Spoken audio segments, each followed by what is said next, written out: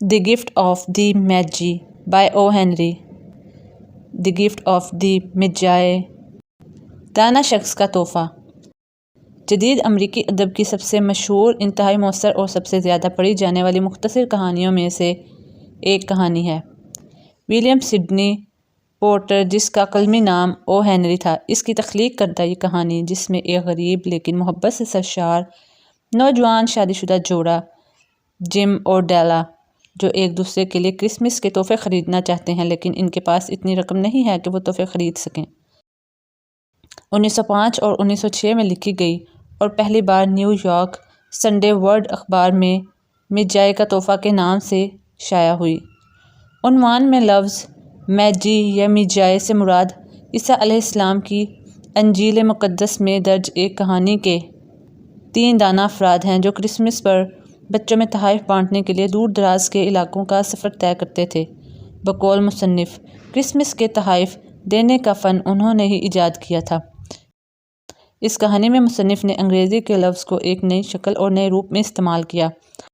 بظاہر مختصر سی نظر آنے والی کہانی میں اظہار لمبے جملوں کے بجائے صرف ایک لفظ میں سمویا گیا ہے، اور امریکی ادب میں ایسے الفاظ منتخب کیے کہ اگر ایک لفظ کی تشریح کی جائے تو پورا ایک پیراگراف نکلتا ہے.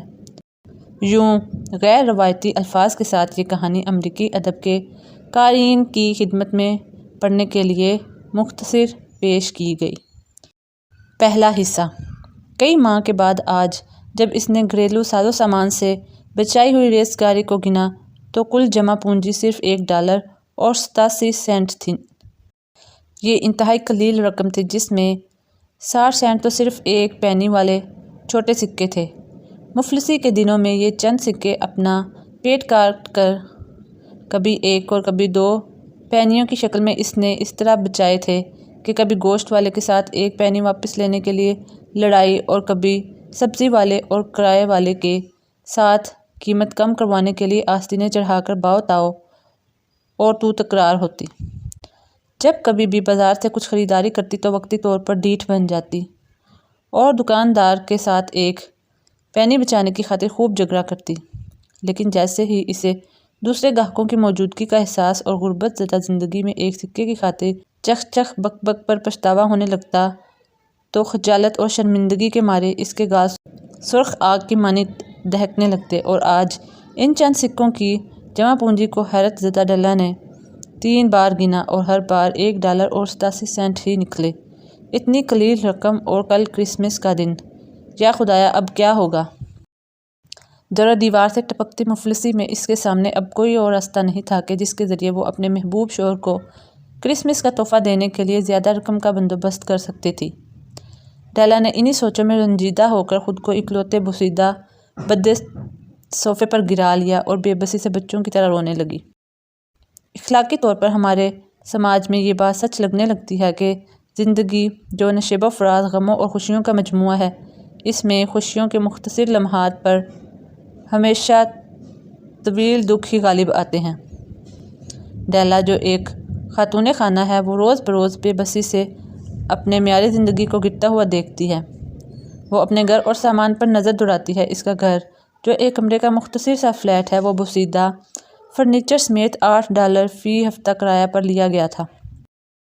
در حقیقت وہ کوئی بیکاری گھرانہ تو نہیں تھا، لیکن ارد گرد رہنے والی بیکاریوں سے بڑھ کر ان کے حالات اچھے بھی نہیں تھے. پرانی شکستہ عمارت کے مرکزی داخلی دروازے کے ساتھ ایک بوسیدہ خطوط کا ڈبہ لٹک رہا تھا. اس ڈبے کی حالت اتنی خستہ تھی کہ کوئی شخص اس میں خط ڈالنے کے متعلق سوچ ہی نہیں سکتا تھا. گھنٹی کے لیے دروازے پر لگا ایک ٹوٹا ہوا بٹن جس سے ننگی تاریں جھانکتی تھیں اور کسی کی ہمت نہ پڑتی کہ وہ اس کو اپنی انگلی سے دبا سکے. ہر منظر سے جھانکتی ہوئی غربت میں بس ایک ہی چیز نگاہ کھینچتی تھی اور وہ ٹوٹے ہوئے دروازے پر آویزاں ایک فینسی نام والی تختی تھی جس پر خوبصورتی سے سرخ گندہ حرفوں میں مسٹر جیمز ڈیلنگم ینگ لکھا ہوا تھا. نام کی تختی یہ بتانے کے لیے کافی تھی کہ ڈیلنگم کی زندگی کبھی بڑی شاندار بھی ہوا کرتی تھی. اس نے غربت سے پہلے آسائشوں بڑی زندگی سے بھرپور لطف اٹھایا تھا. پہلے وہ ایک ہفتہ میں $30 کماتا اور اب آمدنی بجائے بڑھنے کے سکڑتے ہوئے $20 سے بھی کم ہو گئی تھی. خوشحالی کے دور میں لوگ اپنا پورا خاندانی نام دروازے کے باہر آویزاں کرنے پر فخر محسوس کرتے تھے، اور اب وہ دونوں سنجیدگی سے سوچ رہے تھے کہ باقی نام مٹا کر بس جیمز ہی رہنے دیا جائے۔ لیکن جب بھی جیمز ڈیلنگھم ینگ گھر پہنچ کر سیڑھیاں پھلانگتے ہوئے اوپری منزل پر بنے اپنے فلیٹ میں داخل ہوتا تو اس کے کانوں میں سریلی آواز پڑتی، میرے پیارے جم، تم آ گئے۔ اور ڈیلا، جو جیمز ڈیلنگھم ینگ کی محبوبہ اور خیال رکھنے والی ایک اچھی بیوی تھی، وارفتگی سے آگے بڑھ کر گلے ملتی اور دونوں اس ایک پل اپنے سارے دکھ بھول جاتے۔ ڈیلا نے رونا بند کیا، آنسو پونچھے اور میک اپ کے ڈبے کو اچھی طرح جھاڑ کر اس میں سے پاؤڈر نکالا، جو شاید پاؤڈر کی دھول رہ گئی تھی، ہاتھوں پر مل کر انہیں رخساروں پر تھپتھپایا اور کھڑکی کے ساتھ چپک کر باہر کی دنیا دیکھنے لگی۔ اس کے اندر کی یاسیت باہر کے ہر منظر پر غالب آتی گئی۔ اس نے دیکھا کہ ایک خاک ستری رنگ کی بلی ایک اجڑے خشک بھورے باغیچے میں جانے کے لیے مٹیالے رنگ کی باڑ کو عبور کر رہی تھی۔ نم آنکھوں سے اداس منظر دیکھتے ہوئے وہ سوچنے لگی، کل عید کرسمس ہوگی اور میرے پاس صرف $1.87 ہیں، جن کے ساتھ جم کے لیے کوئی تحفہ بھی نہیں خرید سکتی۔ وہ کئی مہینوں سے صرف کل کے دن کے لیے اپنی خواہشوں کا گلا گھونٹ کر ایک کیک پینی جوڑ رہی تھی، اور آج وہ رقم اس کی اداسی کو بڑھانے کے سوا ہر چیز کے لیے ناکافی تھی۔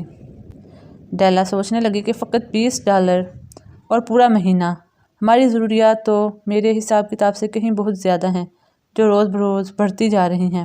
$1.87 کے ساتھ وہ اپنے شوہر جم اور اپنے محبوب جم کے لیے کون سا تحفہ خریدے؟ کئی خوشی کی ساتیں اس نے بس یہی سوچتے ہوئے گزار دیں کہ میں اپنے محبوب کے لیے کچھ ایسا تحفہ خریدوں جو بڑا ہی شاندار اور لاجواب ہو، نایاب اور بیش بہا قیمتی ہو، کچھ ایسا ہو جسے پا کر جم فخر کر سکے، اور جو یہ بتانے کے لیے کافی ہو کہ یہ اعزاز اس شخص کے شایان شان ہے جس نے ڈیلا کو پا لیا۔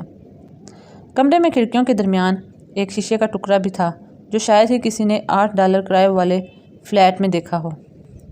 اس شیشے میں اگر کوئی دبلا پتلا شخص ایک خاص زاویے سے کھڑا ہو کر دیکھنا چاہتا تو تھوڑی سی کوشش کے بعد وہ اپنے پورے سراپے کا عکس دیکھ سکتا تھا۔ عکس یہ بتانے کے لیے کافی تھا کہ آپ کیسے دکھائی دیتے ہیں۔ ڈیلا، جو دبلی پتلی سی تھی اور اتنی ماہر ہو چکی تھی کہ روزانہ یہاں کھڑے ہو کر اس شیشے میں اپنا سراپا دیکھ سکتی، اچانک وہ کھڑکی کے سامنے سے ہٹی اور شیشے کے سامنے جا کھڑی ہوئی۔ اس کی آنکھوں میں بڑی شاندار چمک تھی، لیکن اس کے چہرے کی رنگت 20 سیکنڈ میں ہی اڑ گئی۔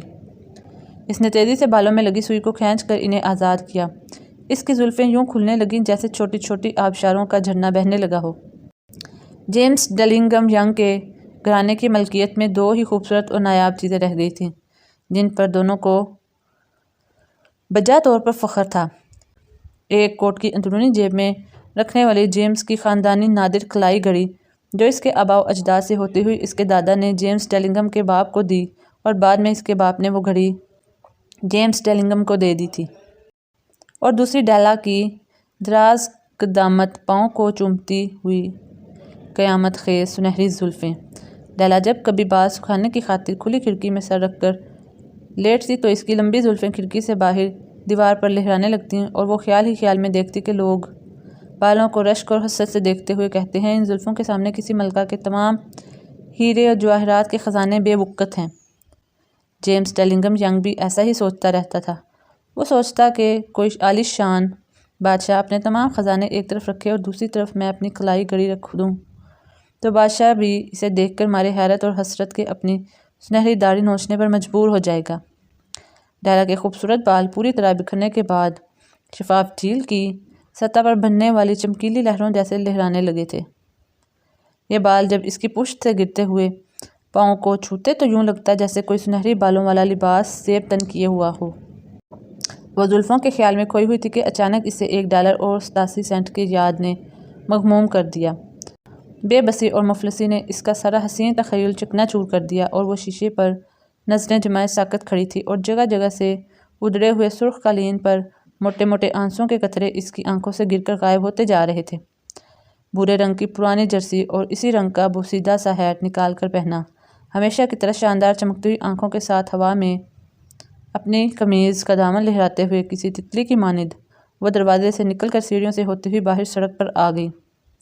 چلتے چلتے جس چیز نے اس کے قدموں کو روک لیا تھا وہ ایک دکان کے باہر لگا ہوا سائن بورڈ تھا جس پر لکھا ہوا تھا M&E سوفرینی، ہر قسم کے بالوں کی مصنوعات کا مرکز۔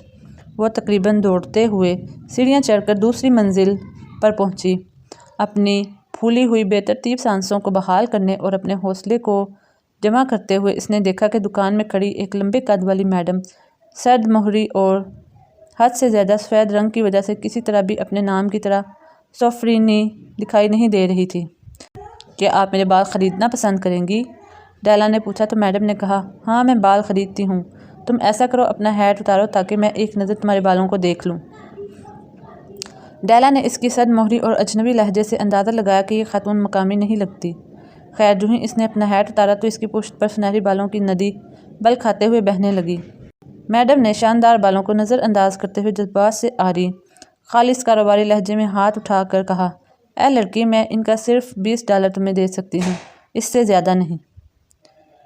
ایک پینی کے لیے لڑنے والی ڈیلا نے بغیر کسی لمحے کی تاخیر کے کہا، لاؤ جلدی سے مجھے پیسے پکڑا دو اور میرے بال کاٹ لو۔ خوبصورت چاند کو جیسے گہن لگ گیا تھا مگر وہ اس تلخی کو بھلا کر اگلے 2 گھنٹے دیوانہ وار رقصاں رہی۔ $20 مٹھی میں دبائے وہ جم کے تحفے کی خاطر تحائف فروخت کرنے والی دکانوں کو کھنگالتی پھر رہی تھی۔ آخر کار گوہر نایاب اس نے پا ہی لیا۔ خود کلامی کرتے ہوئے کہنے لگی، بلا شبہ یہ صرف اور صرف میرے جم کے لیے ہی بنایا گیا ہے۔ اس جیسا نہ تو کسی دکان میں ہے اور نہ ہی کوئی ایسا شخص ہے جس کے پاس یہ ہو۔ اس نے اچھی طرح الٹ پلٹ کر اسے دیکھ لیا۔ وہ انچوئی کمواری لڑکی کی مانند دکھائی دینے والی ایک خوبصورت ڈیزائن کی ہوئی پلاٹینم سے بنی ہوئی زنجیری تھی جو امرا گھڑی میں باندھ کر کوٹ کے ساتھ لٹکاتے تھے۔ اس تحفے نے جیسے خود ہی ڈیلا کو متوجہ کیا ہوا ہو کہ دیکھو میں یہاں سینکڑوں مصنوعی زیورات اور نوادرات سے الگ تھلگ ایک منفرد اور لاجواب چیز ہوں، مجھے خرید لو، کیونکہ جم کی گھڑی میں یہ زنجیری 4 چاند لگا دے گی، بلکہ اس سے گھڑی کی اہمیت اور بھی بڑھ جائے گی۔ وہ تو پہلی نظر میں ہی اس زنجیر پر فریفتہ ہو گئی تھی، اس کی لاجواب بناوٹ اور پھر اس کا استعمال تو جیسے بس جم ہی کو جچتا تھا۔ $21 کے بدلے اس نے یہ تحفہ خرید ہی لیا۔ باقی بچ جانے والے 87 سینٹ کے ساتھ وہ دیوانہ وار گھر کی طرف بھاگنے لگی۔ بھاگتے ہوئے وہ یہی سوچ رہی تھی، جب جم اپنی گھڑی کے ساتھ یہ زنجیر باندھے گا تو کسی میٹنگ میں بلا ضرورت بار بار وقت دیکھنے کے لیے جب گھڑی اور زنجیر کو نکال کر دیکھے گا تو لوگ بس دیکھتے ہی رہ جائیں گے۔